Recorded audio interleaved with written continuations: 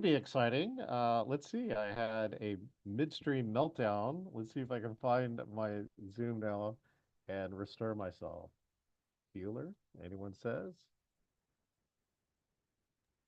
We love the tech world. Oh, good. Oh my gosh, I'm back.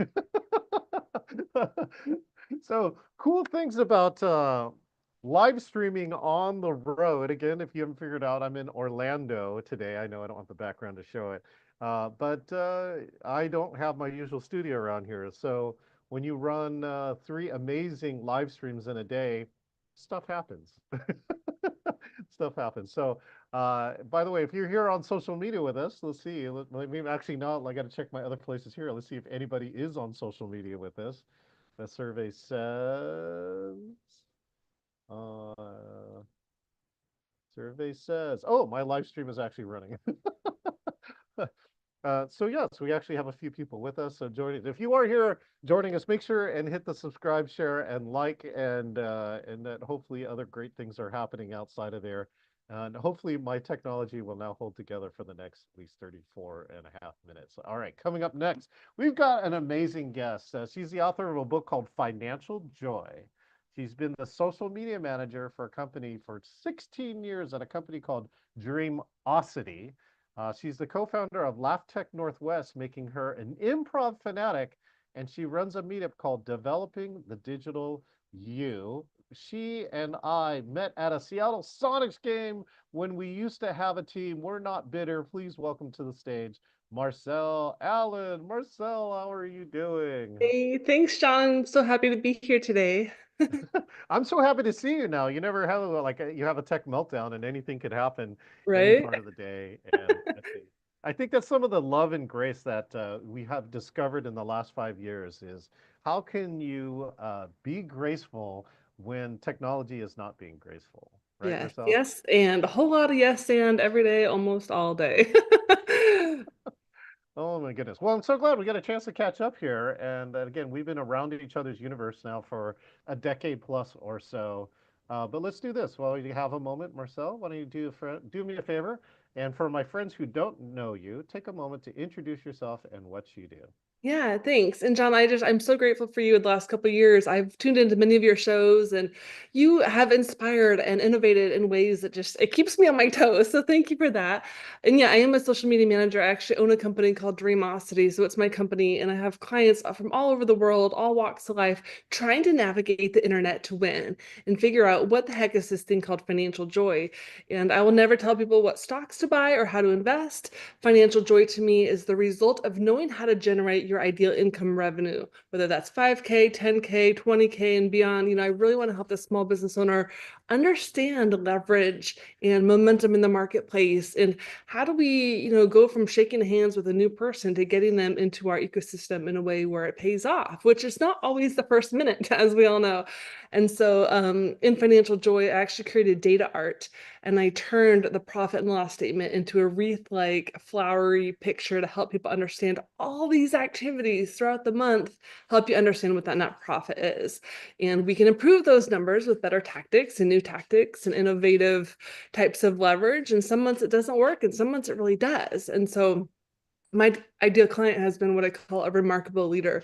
They're people whose vision is bigger than their skill set. They want to be on stage. They've got a couple books. They're, developing a body of work. And so I always say, whether you want your first 100 fans or your first 100,000, I have tactics and skills to get you there. Oh, genius. Well, speaking of tactics and skills, I want to say hi to my friend Terry Stamulus, who's calling in from LA with Visit California. Excellent. And my good friend Sonia Nicole. Nicole Smith is art. Oh, she said art. Did I hear art? She used to be an art teacher. She's an active art citizen right now. So thank you both for joining in today here on the Engaging Virtual Meetings podcast. Now let's see, Marcel. Geez, where do we start with this? Let it catch up. Okay, what's a good example of somebody who got financial joy? But we're not talking like most people think of financial joy as like $1 billion or like material items or other things like that. And I think you're not talking about that. So I'm curious, like, what's a good example? You don't have to use any names, but I would just want you to give me an example of how you create financial joy for somebody. Yeah, so when navigating the social media and navigating just our own performance in terms of our pitches and how we outreach and how we get gigs, what I'm finding is people may need to pitch, say, $30,000 worth of activity to get 7,000. And everybody's numbers are different. But what they don't tell us in business school is, hey, you're going to get rejected a ton. And it's really hard to get no, no, no, no, no, and then a yes. And so with data art, I'm actually making rejection pretty. So I'm setting the standard for my clients that they're going to get a bunch of no's, and that's wonderful because that's going to open other doors. It's going to make a beautiful picture. All that mark making now has significance with the art piece because a no is no big deal. But initially, it's like, we take it personally and we're so worried. And so I've helped, professional organizers and politicians and franchise owners and all sorts of people navigate that, their sphere of influence. And that's part of it too, is we may need to market to 10,000, 20,000, 30,000 people to get 1,000 who care, to get 100 who are like into it, to get 10 to buy, right? And that is not always something that's really easy for people to look at. And data art makes it kind of fun and social, where it's pretty to look at our momentum.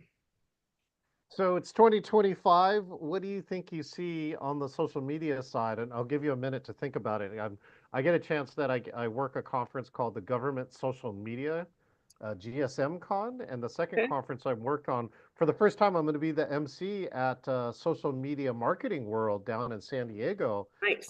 coming up. And so I'd be curious to hear your trends or if you have any tips. I think the universe is constantly moving, I think, in social media. So again, I'm curious about your current view. Yeah, it's interesting. Right now, like at our local chamber, I'm on the marketing committee and I'm teaching this idea of a three-person storyboarding project. So any video could have a spokesperson, a director, like, oh, I've got this idea and how do I make it happen? Got the spokesperson and then someone holding the camera. And the more collaborative we are with creating that content, our Mm, stories, like the little stories on Instagram or Facebook or even our shorts on YouTube, those can be more dynamic when they're collaborative, when there's mhm. a cooperation. So like a business conference could have, you might tag 10 different brands throughout your day, and every person could be participating at that level versus just here's a photo of my lunch. Like, no one, like, unless that fits to a bigger story, nobody really cares unless you're a food blogger. But I think that, like, the collaborating with other people who are in the game and Yeah. learning how to get people who are hesitant to play with you and to give you 10 seconds, give me 3 words, what are you experiencing about today, so that almost journalistic skill set, but the everyday person is going to have a voice, a perspective, opinions, and an audience. And that's really exciting.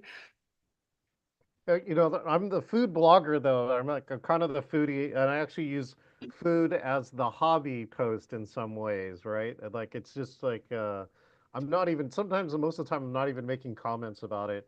I'm just posting a piece of food because I find it interesting in between all the other content then which is on brand for like all this engaging stuff that I do. Right? That's too funny. Well, let's take a look at this, and Marcel. So you have your own business. You are probably doing some stuff.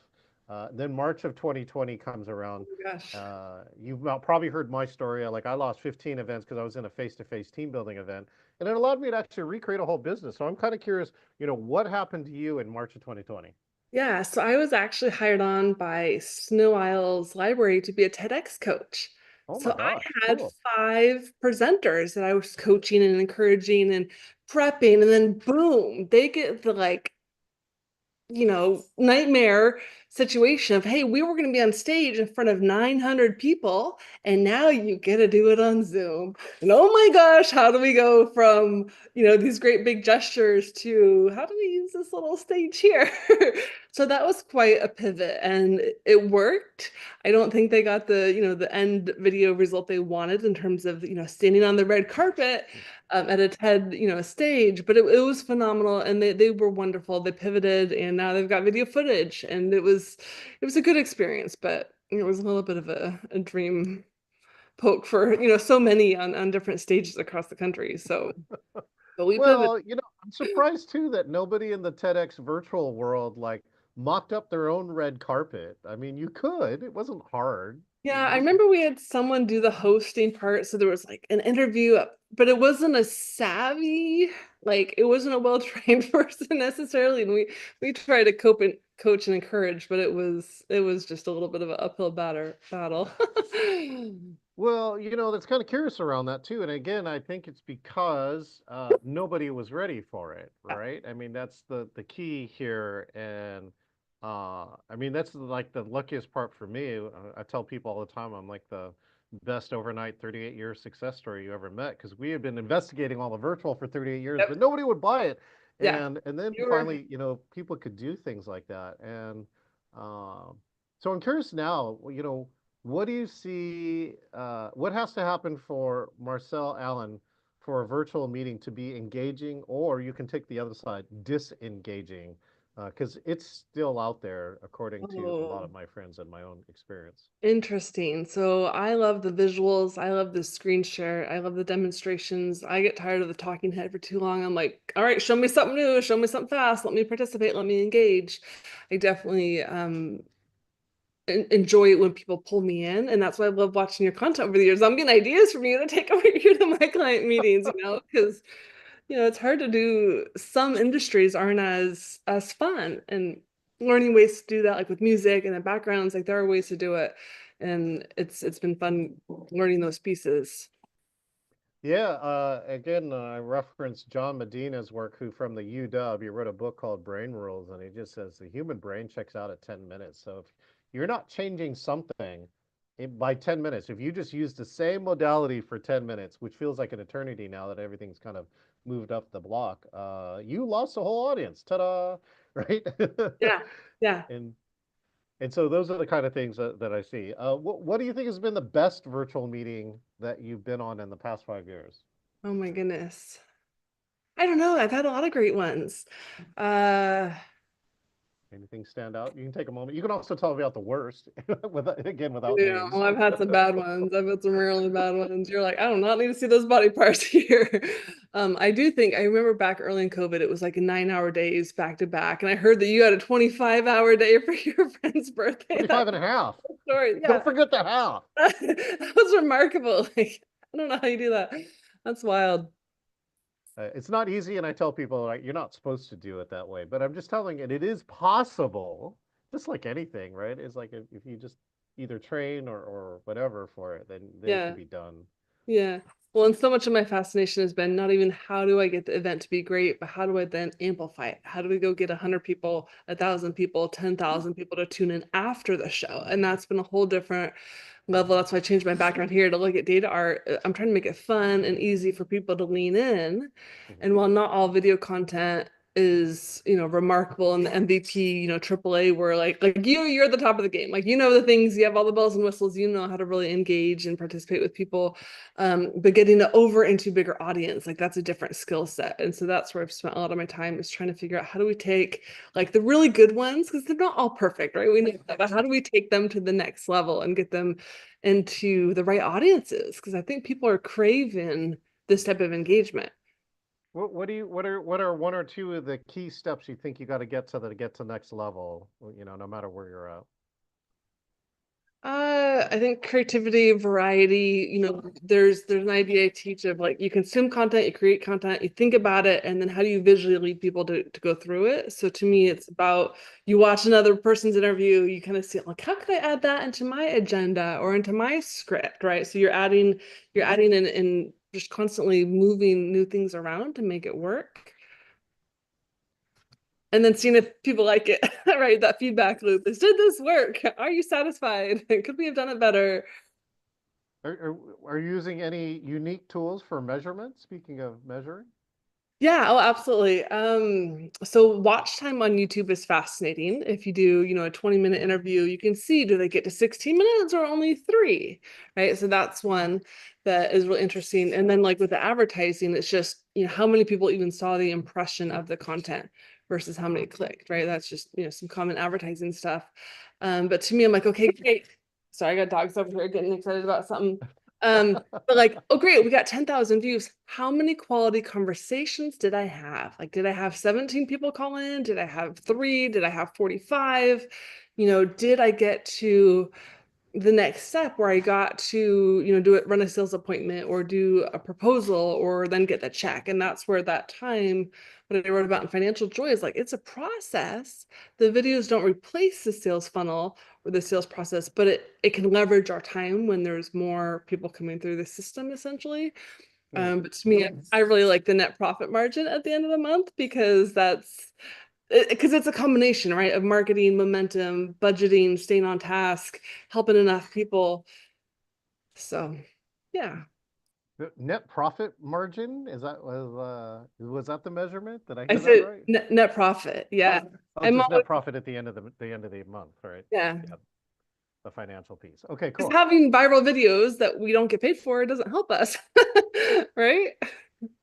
Yeah, have you had luckily to have you or a client go viral at least once? I'm just curious if you've had that phenomenon in your lifetime. I would say more so our comedians. We have a lot of comedians on our stages that they're hilarious and they do get, 20,000 millions of views on the internet, but then they'll come to our shows and be like, but I didn't get paid. So it's like, well, you got to have something to sell. Like getting a gig to do comedy is different than enrolling clients into, a full business model.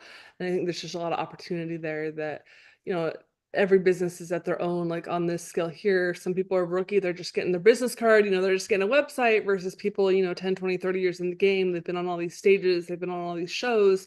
They're going to have a different ecosystem and a different sales process, which hopefully takes those eyeballs and those entertained consumers, through the next step. Okay, so where does your love of improv come in? You know, I used to preach video pretty hard. I would be like, video, video, video, you gotta do video. And then I got people excited about video. And then I was like, you gotta get good at video. How do you get good at video? Because I really didn't know. I knew like I had enthusiasm, but I didn't have the skill. And so when I met Brian Trendler, who was one of the Toastmasters, like top comedy presenters, and so he had a lot of improv nature, and we interviewed several comedians and created curriculum. And one of the things I learned was yes and, which is this Of idea of course. like, yes and, which is so common. But if people can't say yes and before they go live or before the big interview or on a first date or whatever, it's like they stay home and stay comfy. And getting out of our comfort zones on an ongoing basis, we need to be able to move and groove and roll with it. And that's also so good for interviews and conversations online. Is like having that freedom to just share versus I must be perfect and all the time. You're like, we got to relax. We got to be able to play.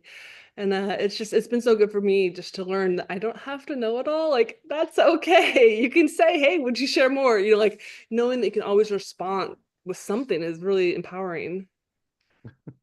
Yeah, I think improv is saved and enhanced. I tell clients all the time that when you shop for, say, a virtual MC or any MC, that improv is one of the categories you have to look at because their ability to invent something on the fly to handle an unexpected situation is top of mind and often again, it can turn what I said. It turns awkward into awesome, and can really save different parts. Do you have an improv moment, like either you yourself, like some genius piece of improv, or maybe a genius piece of improv you saw from someone else? Well, I don't know if this is genius, but it was pretty funny. And I always teach people, don't speak with gum when you're on stage because one time at a comedy show, I had gum and I was holding the microphone and somehow it got caught in my hair. I was holding them like this big spaghetti string just rolled out, and I'm on stage in front of like 80 people. And I'm just like, well, this is what you don't do, everybody. But sometimes you take these like crummy situations and you just have to play with it. Oh, you gotta yeah, turn it into a guitar, right? You build a guitar string or That would have been uh, even better. right. There's Yeah, Brian Trendler, my business partner, he's really good with the fundraising, taking these awkward moments in the crowd and turning them into just magical things where money falls out of their pockets.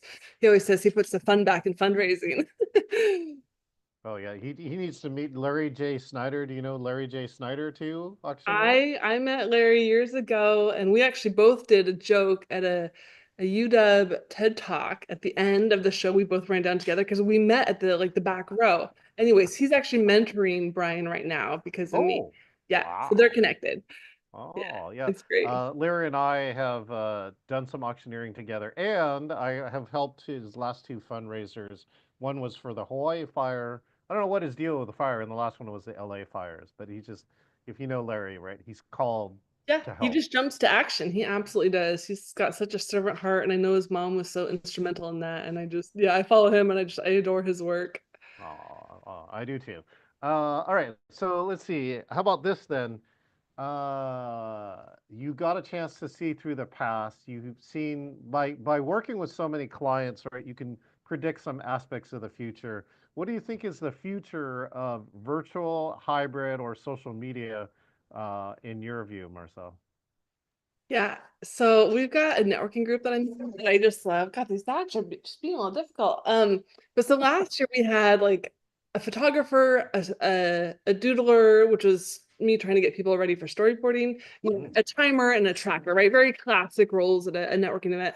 This year we're doing a video clip taker. So they're going to capture clips of the networking event that will go to Instagram or to, Facebook.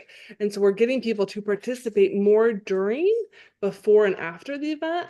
And then we have a role for like meme maker. So if there's a quotable at the event, like who's gonna say, John Chen said, da da da, and so I'm training them to create content faster because I don't Mm. think it should be just left to the secretary. It's like let's delegate the content creation and let's help tell stories in a way that's really remarkable. So that's kind of fun. And I think every team, every 6 months, every 12 months, people should be evaluating the roles of how these meetings are. How can we make them better, right? If Right. somebody's super checked out, how do we pull them in and get them to participate? And that's how the recent and the common and the other things are using, like what is it?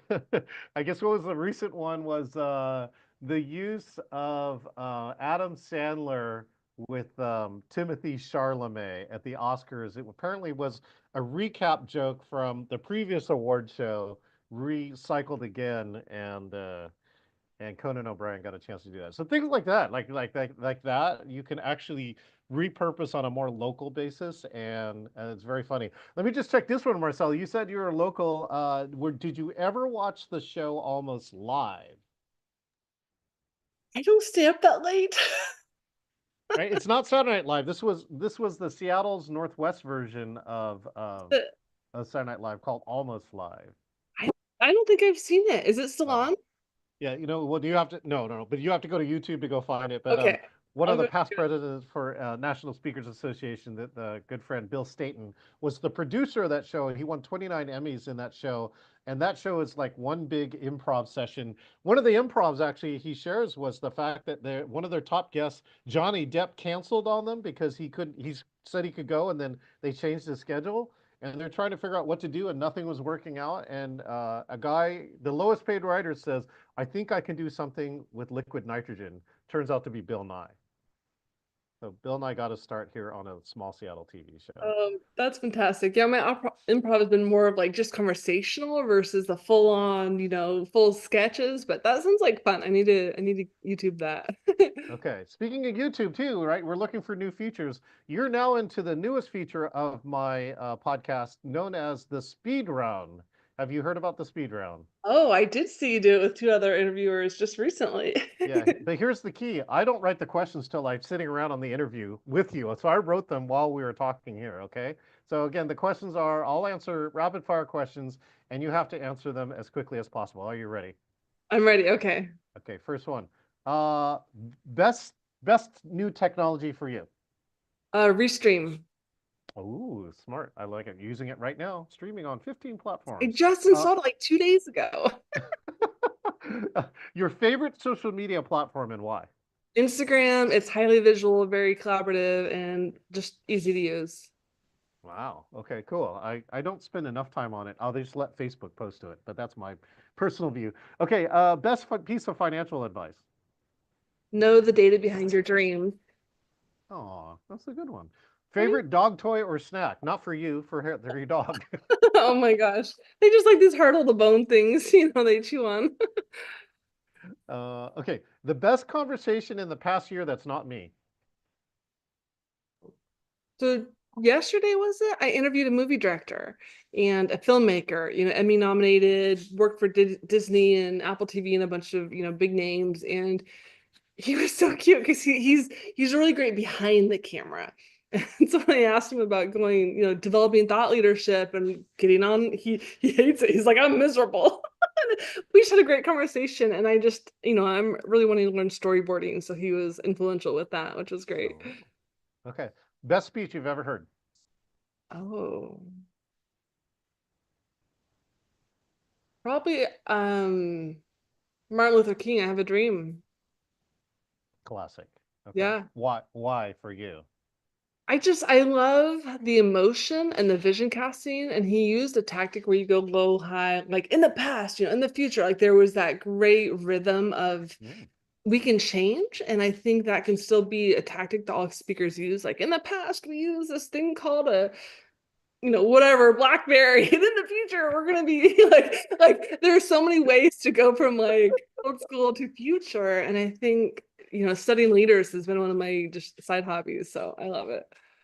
Genius. All right. And if you could magically get a listener to this podcast to remember one thing, what would it be? Just play more in business and finance and marketing and interviews and sales. Just play, and that's the core part of data art is you're playing with your own effort. And I want people to have more fun versus like, oh, I don't want to look. I want them to play with, your ideas, play with AI, play with video tech, like just have some fun. Well, I love the advice. I mean, I'm a big fan of play. I always thought, that my team building career was built on the fact that I just think that people needs to mess around with stuff more like that. You got if you really want to be innovative and creative too, you got to play with ideas. You can't be structured into the same stuff that everyone else is doing, especially in social media too. If you're doing the same stuff, you're probably not doing what you could be doing exclusively. So Exactly. well, Marcel, thanks so much. I'm so glad we got a chance to catch up, and I love that you sharing all the knowledge that you have. And again, I look forward to seeing you around somewhere, especially if you're doing all this amazing speaker coaching and other stuff like that. We'd love to have you check out the community here in NSA, so we can do fun stuff and hang out more. Yeah, Sound that good? would be great. And thank you for being an industry leader. I've really just inspired your work over the years. And I always hop on when I can because you're doing great stuff, interviewing really remarkable people. And I appreciate that. So thank you. You're welcome, Marcella. That's my job is to try and introduce people like you to, other audiences we don't know. And my favorite part is when those people meet and I have nothing to do with it. Well, genius. Thanks again, Marcel. All right, so we've been here on the Engaging Virtual Meeting podcast talking with Marcelle Allen, who's talking about just play more. Think about what you can do today to play more, have fun, take the ideas that you work with and do something creative with them. And let's see if I can do something creative with this and show you some fancy trick that I've been working on that will actually work this time. Oh yeah, look, hey, totally cool. This actually worked. So in this case here, if you're watching this on social media, again, do us a favor. If you're loving this content, do us a favor and subscribe, share, like, and comment. If you want to see more of this in your stream, if you want to see all the episodes, you can go to engagingvirtualmeetings.online and you can see all the episodes and on all 13 of your favorite podcasting platforms. Did you know the number one platform is Apple Podcasts for the Engaging Virtual Meetings podcast? If you got to do that, and Marcelle doesn't know this, but she needs to come here. You're getting an invite to my Engaging conference. It will be held in Seattle, Washington, live as well as online. It'll be the last week of October. Go to engagingvirtualmeetings.com/CON or scan this QR code. You can get a free ticket. And if you want to be like Marcelle, well, then you can, because you can go to engagingvirtualmeetings.com/meet, select interview, and you too can be the next guest here on the Engaging Virtual Meetings podcast. Well, it's the end of the day here for me too. I'm actually on the East Coast. It's late. It's almost 7:30 here. I'm going to go get some dinner, and I'm glad that for each of you that is here with me, we hope that you had a great time, and I look forward to seeing you on the next Engaging Virtual Meetings podcast. And here we go. We'll see you next time. Drawing star people